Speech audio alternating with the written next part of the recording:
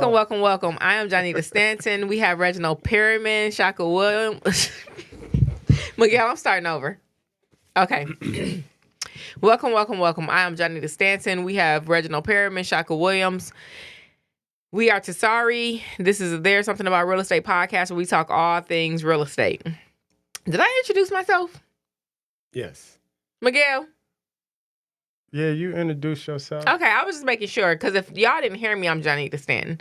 So, right. What we was talking about before the show, right? When you open your phone, but you may not necessarily like open the picture or open the reel or whatever it is, but it'd be like in there. Right. I just saw this hard swing with this like face, and I was like, "Oh, Reggie's golfing. He taking this serious." Well, that was a different day. That was at the range. That wasn't today though. But that wasn't today. I took that the other day. And he trying to bet on. He trying to take us for everybody for suckers on the golf. I ain't bet good, money. Yeah. Talking about you can everybody can beat me.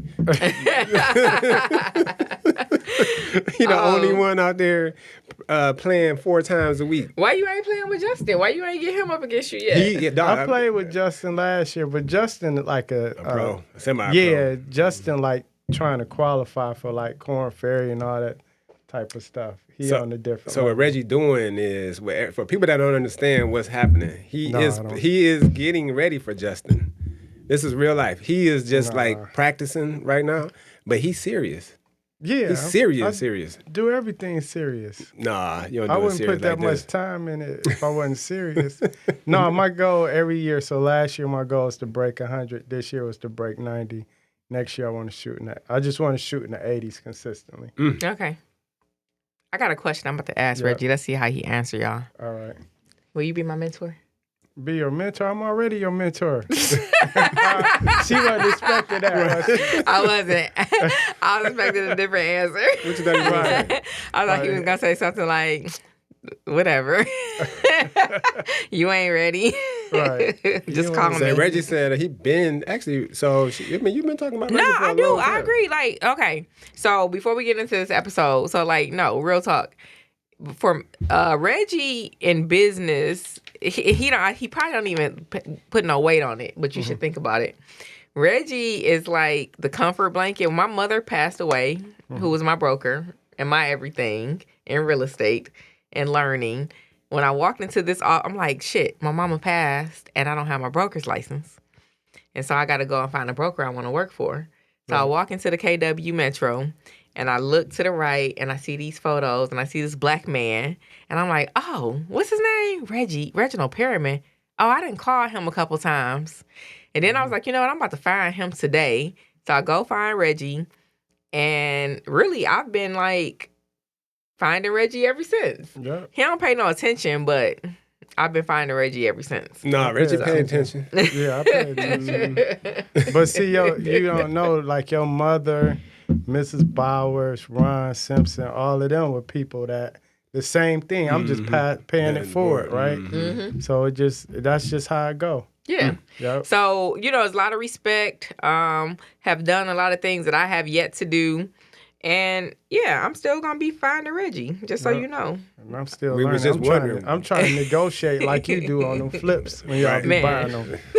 Like, dang, I'm about to sick you on one of. I made an offer on a house. I might sick you on the lady or something. See, I was telling her that when we was talking on the way here.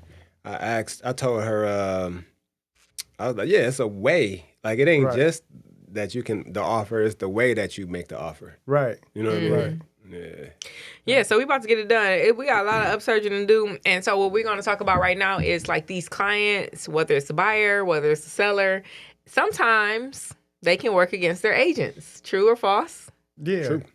Okay. You giving advice based on what you feel is the professional. Because you've seen it 100 times, right? Like I got a probate case and they been fighting. They just been ignoring it. It's been vacant for like a year and a half, right? And they owe just under $90,000. The house is worth like $170 as is, and it's going into foreclosure. I'm like, why is it going into foreclosure? But every phone call, we had put it on the market for a couple of days. Then they said we want to clean it out. and they didn't clean it out. So 2 weeks later, I'm like, we could have had this sold by now. That was a month and a half ago. Now every phone call is about how can we buy time with the lender.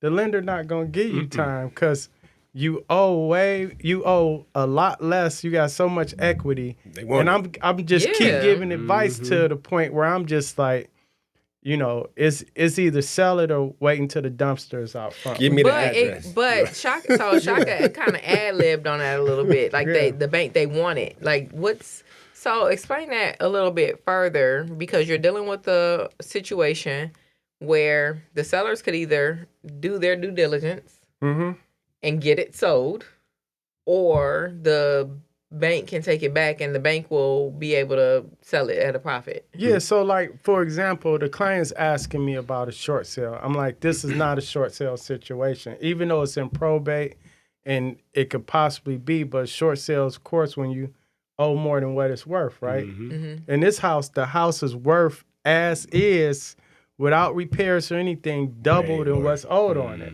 So it's like all of this information they're asking me, they're getting information from other people. And I'm like, you only got one or two options. You going to either make a decision to sell it or come up with the money to keep it, or the bank or the court is going to make the decision for you. There's no other. And it's just like, it's just a family thing where they can't agree in 1 minute. And I think one person is probably more emotionally attached to the property. Always. And I'm like, yeah, you emotionally attached to it. You lose but when you see that dumpster out front, it's going to throw you in the whirlwind, It's a wrap then. Once that dumpster comes, ain't nothing else, ain't nothing you can do. Yeah, so it's no amount of advice. I've given all the advice I can give. I can put an offer in. That's why I was telling them, give me the address. They don't even want trust me. You just, I'm a right you do it. I might let you talk. Matter of fact, I might let you talk to it. I might do that. Okay, let's see what they happens. Might need to hear it, because once you keep giving good advice and people don't take it, your patience get a little thin, especially if they keep asking you for advice. You the sound mind, though, like you are. You know what I'm saying? You explain everything eloquently, you know what I'm saying? And sometimes they might need... they need somebody, and that's where I was going with it. Did they just call me crazy? No. They need either somebody sound to the left or on the right. So like I'm too balanced for them. Okay. And I'm getting to that point where I was getting a little frustrated. Like, don't call me no more until you're ready to do something. Make a decision. Yeah. So it's crazy because this is on the top of my list. It's like sellers not taking advice on basically like proven strategies. Right. So we work in the industry every day. Yep. We look at the data. We look at the market. We see what's going on. So based on what's going on in the area, so in your case with this situation, you're basically saying like, no, this house is worth money. There's nothing that you need to do other than sell it. Maybe clean it up a little bit, sell it, put it on the market. But I've been that person though. With my financial advisor, he was suggesting stuff that I do financially, as far as like a SEP IRA and all this other stuff. And I wasn't hearing it because I'm like, no, I want to invest my money like this. You know what I'm saying? Then one day my accountant was like, you know what you should get? A SEP IRA. And I'm like, God damn it, I should have had it 2 years ago. You know what I'm saying? Because in my mind, I had a way that I thought things should be and what should work. And I'm listening to everybody on the street telling me what they're doing. And then when another professional told me, that's when it kicked in. I mean, I've been in a situation where I've been telling myself as a professional and didn't take the sound advice. Yeah. Yep. Which is crazy, right? I do it all the time. Yeah. So, like, I guess there's an understanding of, like, these are things that happen. We're dealing with people. They're not computers. They're not robots and things like that.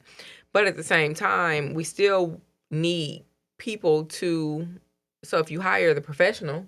Right. Or the expert in the industry, there's a certain level of advice that's able to be given based on day-to-day work, right? Right. You don't hire your attorney and the attorney tell you what to do in the well, hopefully you don't. Right. And they tell you what to do in the trial, and you don't listen to that advice. But for whatever reason, as the realtor, people think that is not I think it may be because to get into real estate, everybody got an opinion in real estate. But all realtors aren't created equal. You know what I'm saying? Like the entry is so low. Right. You know what I'm saying? Yeah. I've seen people fight cases though, and they didn't listen to their attorney. Yeah. They like, no, I'm gonna fight this, and the attorney like, look, this is the best you gonna get. He said take a plea. But I think that's a little bit different because you're fighting for your life. You know, hey, the attorney tell you take 25, take them 25, or you gonna get life. You know what I mean? Be people like that be like, pay the money back. It ain't even. It's pay the money back. If you fight it, you might do prison time and pay the money back. You know what I'm saying? Right. But sometimes people emotions and ego get in the way, and it just. I'm sorry. So let's talk about from like the seller side with something. So I wrote down a few things that are top of mind for me, which is like so from a seller side, one of the biggest things would probably be like what pricing. Pricing. Man, nah, not even pricing. Cleaning up, repairs. People.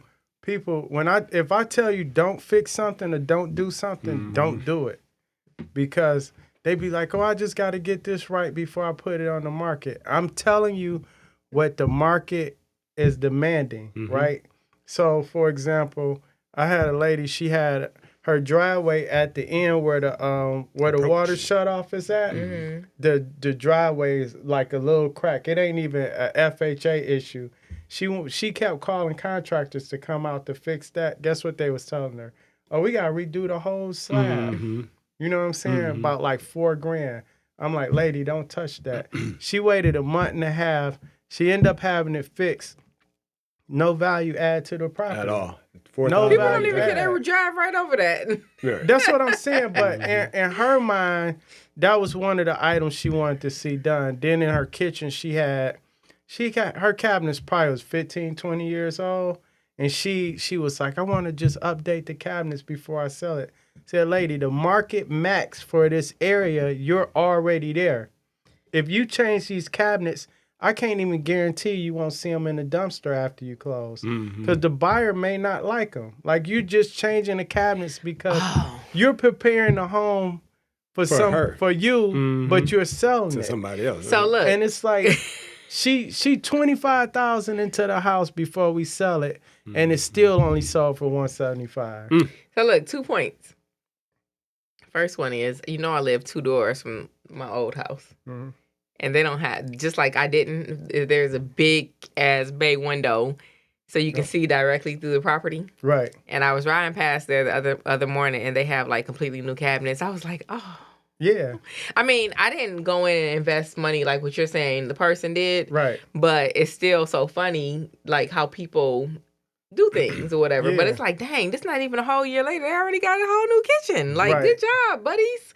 Yeah. But one of the things that I was thinking is crazy, like how sellers, some of this is a business, right? It is. So it's like when you live in when you're living in a house, I don't know that it's a business. To them.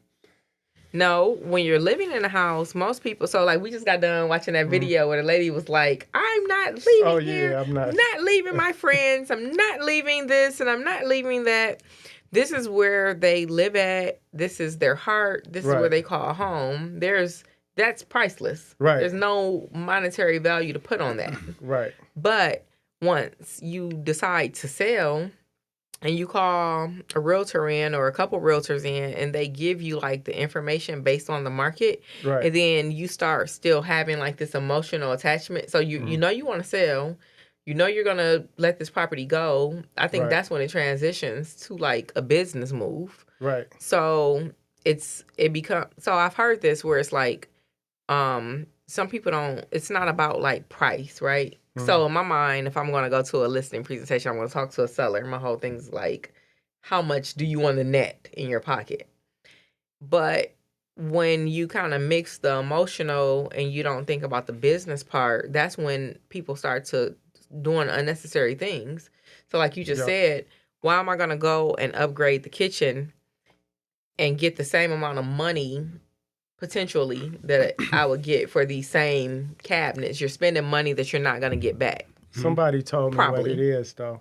What? It's because this was my property. It's a representation of who I am, and I want to make sure I put the best foot forward when I put my best foot forward when I present this to the public, because they're judging me based on this house, and that overrides any logic. And that's crazy because they don't know that person from Adam. The same thing flippers do. It's the same. Huh? It's Same the thing same that some flippers do. So everything is a business, right? In real estate, right? There is no emotions. That shit is out the window. Yeah, but the flippers do the same thing that you're talking about. But we deal with people on that, because like I got to the point, I tell people this is what financially makes sense to sell this house. You're not gonna get a return on investment, but if you choose to get you to the market and do what you want to do, have at it, right? And I just stepped back. I gave my advice, but it's funny. I was just watching a video, right? And this person, I actually know the person, but she posted, she was in Carvana, and she was so excited because she dropped a coin in, and the lift went up, the elevator slid over, grabbed her car, brought it back down, and she was like, I brought this car while I was at work, and they brought my old car. I'm never going to a dealership again. And then at the end of the video, she pointed the camera to the sales guy and was like, that's such and such. He was a great help. And all the time she kept saying, I'm never going to a dealership again. She was at a dealership, right? You at a dealership. It's just the experience was different, right? So I was showing that to my team, like, look, people want the experience. So when they don't take your advice, it's because they're not experiencing something a certain way, right? You still at a dealership. Everybody was talking about, oh, Amazon gonna cause all the brick and mortar stores to go out of business. Well, Amazon got a ton of brick and mortar places. They just use them different. They use them for storage. You just buy everything online. So it's the experience that people want. It ain't even about, I don't even think it's logic no more. You telling me you're not going to a dealership, but you at a dealership, just because you don't see 100 salespeople on the floor, you think it's something different. That's crazy, because I'll order some shit on Amazon that's going to come in 2 days that I could have went and got. Yeah, exactly. It's I wait. Right. Like, it's, I look at it, I'm like, yeah, I can wait that extra day, but I really need it right now. Instead of going into, like, so let's say you order something, or not, let's say you're buying something, maybe you don't know what type of stereo or electronic equipment to get. Remember, you can go in the store and somebody will educate you on the different products. You'll just go on Amazon, read the reviews, and go off of somebody else's emotion and be like, oh, I'm buying this one. You know, because they wrote up a good review. But sometimes people will avoid logical advice just because of the experience. And that's what I'm learning. So we talked about a seller potentially working against you in terms of, like, I'm trying to help you to not spend this additional $4,000 that you're not gonna get back on the sale. Right. But that person did that anyways. Now let's talk about pricing. Like, how does that work? So with the seller, you could be you do the data or the market research, and you say, this is the suggested price point, right? And then they say, well, what about the house 4 blocks over that sold for this price? I show them the data. If the data support, I just show them the comparable. I don't give people a lot of pushback on listing a property. I'm either going to take it or I'm not. So, but there are still certain things that you're going to know. I mean, what, you've been selling real estate for a good 30 years? Yeah. Okay. So when you're around and you're moving about, there are certain spaces. A house, I mean, like pricing, there is the data. Yeah. And I'm not saying the data lies or anything like that, but how do you differentiate, I guess is the question, right? So just because this house sold for $500,000, your house may only sell for $475,000. And it's a couple blocks over. Well, it's right around the corner. What do you mean $475,000? Right. So it's you got the data, and then you got the emotions of the market, right? So the best thing I ever did for real estate was start investing in the stock market, because you can You can look at the data, the P&E ratios, all of this, the balance sheets, the earnings, and all of that. And you like, this is a solid company. But then somebody would go and GameStop or something would go through the roof, and you like, the financials make no sense, right? So the same in real estate. You have the data, but then you have the market demand. So if somebody wants to list for 380 and my range was between 360 and 370, I'm going to take the listing. But it's not too far off. Yeah, if they want 420, unless we like in a hot market like the past few years, I'm not touching it. Yeah, like, nah, I'm straight. Yep. But it's some points about that. Like, you could live in an area and you could have a bungalow at 900 square feet. And then you have a ranch at 1,500 square feet. Right. And the ranch at 1,500 square feet could sell for $30,000 more. It's reasons for that. Yeah. Right. The data. But you're saying that's the data. But I thought you were saying. Not necessarily, because that's not. So from our perspective, it's the data. You could present this. They can know about the ranch that sold for $30,000 more. And they may have the bungalow. And they can't understand, well, why is this is a couple blocks over. Right. Why is it such a significant difference? Well, then the name, they just need to be educated. I feel like that's a clear as. So we talk about working against you. So obviously you're educating. You're saying this is the data. These are the specs. These are the amenities. This is how yours compares versus that. Maybe they have 3 bathrooms and you have 1. Maybe they have a garage and you have none. I think traditionally we know ranches do a lot better than historically, other styles of properties. Yeah. But you still want to push for that same price that the ranch with 200 square feet more, 2 additional bathrooms. But that's not your comparable. So that's not. I don't feel like that should be in your data. You know what I mean? That's not your house. It's not in your data as the realtor. It's in the seller's data. The client that's working against you, it's in their data. It's in their mind. I want to educate Here's the thing, right? I'm to the point in life where the market will educate you. Like, I only can tell you so much so far based on what I know, what the data is, and the way the market is trending. That's all good in reports. You may have that one buyer out of 90 that's willing to pay more for your house. So if you're willing to take that chance, let's put it on the market.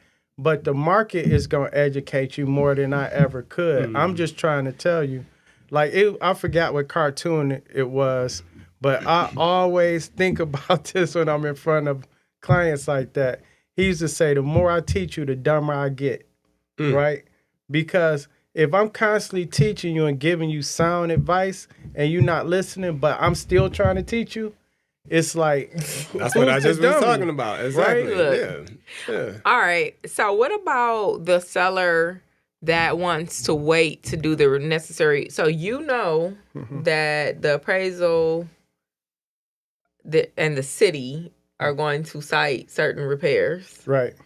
And they say, oh, no, that's not really what that is. Like, well, I know for a fact that this repair right here, this concrete, you could even pull out your measuring tape. Smoke detector, something easy. It's 4 inches above, or it's a handrail, or smoke detector. Yeah, and they be like, my cousin sold their house, they ain't have to do none of that. Yeah, because their cousin's house wasn't garbage. Right. So, well, what if the house not garbage? What if the house is immaculate? I don't feel like that's that big of a deal. It's not, but again, it's not. That's one of them things. I'm giving you advice based on my experience and knowledge. If you don't take my advice, take the appraiser's advice, or you're gonna have to deal with it. You holding it up though. You holding the transaction up. You holding the deal up. You holding everything up because you want to wait for the appraiser or the city to come in and tell you to put the smoke detector in. I don't want to brain rassle. I'd rather have that one. The pricing is to me the largest one. You know what I mean? So like when you have somebody, especially when they don't understand strategy in listing price, especially when your professional is telling you the best strategy. So it doesn't make any sense like to overprice your listing, right?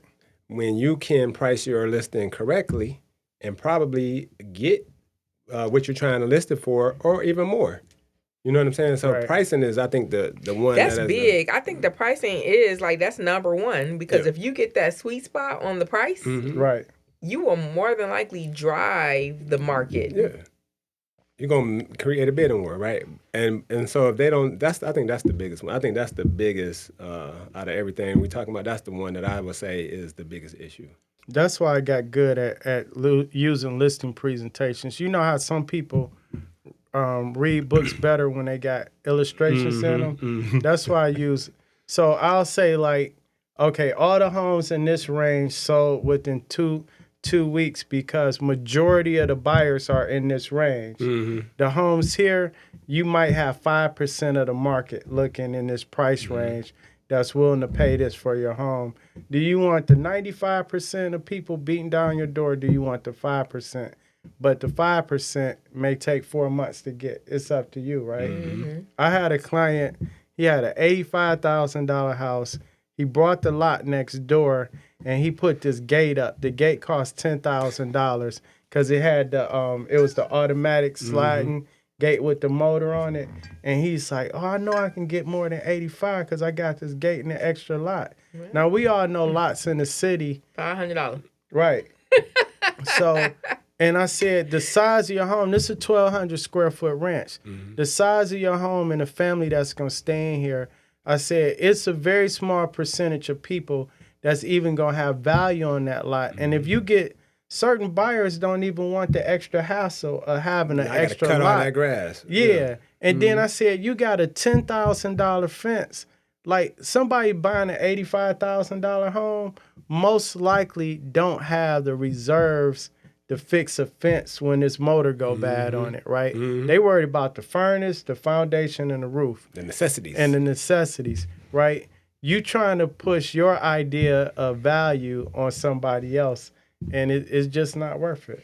Okay, so we got to wrap it up. Yep.